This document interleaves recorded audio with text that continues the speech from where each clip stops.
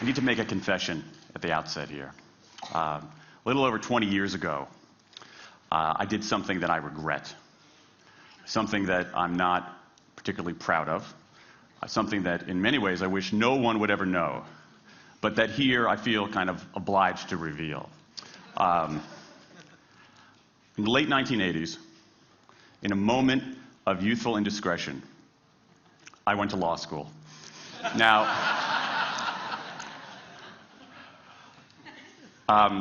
in America, law is a professional degree. You get your university degree, then you go on to law school. And when I got to law school, I didn't do very well. To put it mildly, I didn't do very well. I, in fact, graduated in the part of my law school class that made the top 90% possible. Thank you. I never practiced law a day in my life. I pretty much wasn't allowed to. But today, against my better judgment, against the advice of my own wife, I want to try to dust off some of those legal skills, what's left of those legal skills. I don't want to tell you a story. I want to make a case.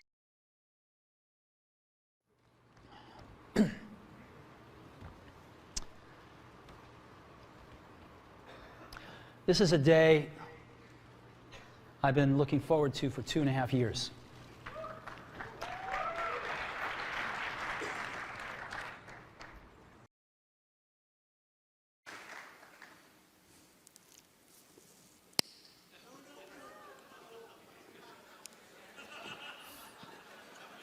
What?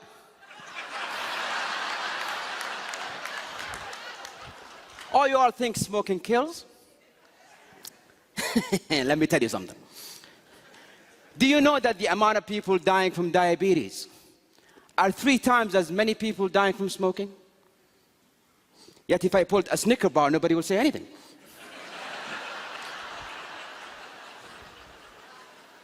Do you know that the leading cause of lung cancer is not actually a cigarette? It's your DNA. You could smoke for years and nothing will ever happen to you. This whole war against smoking is just to restrict the farming of tobacco.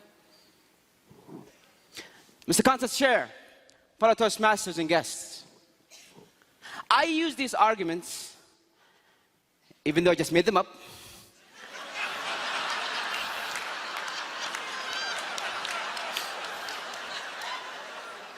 with a group of my friends. And the results, 5 of them believed what I said. 2 of them started smoking.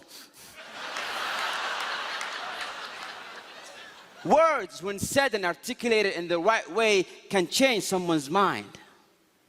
They can alter someone's belief. I have a confession to make. But first, I want you to make a little confession to me. In the past year, I want you to just raise your hand if you've experienced relatively little stress. Anyone? Mm-hmm. How about a moderate amount of stress? Who's experienced a lot of stress? Yeah, me too. But that is not my confession. My confession is this.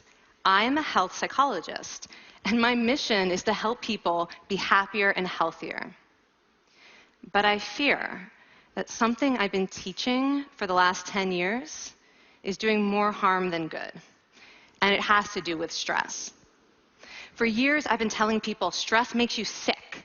It increases the risk of everything from the common cold to cardiovascular disease. Basically, I've turned stress into the enemy. But I've changed my mind about stress. And today, I want to change yours. Zuckerberg, a journalist was asking him a question about the news feed. And the journalist was asking him, why is this so important?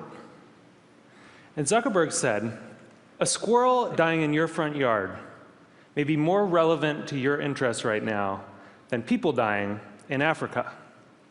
And I want to talk about what a web based on that idea of relevance might look like.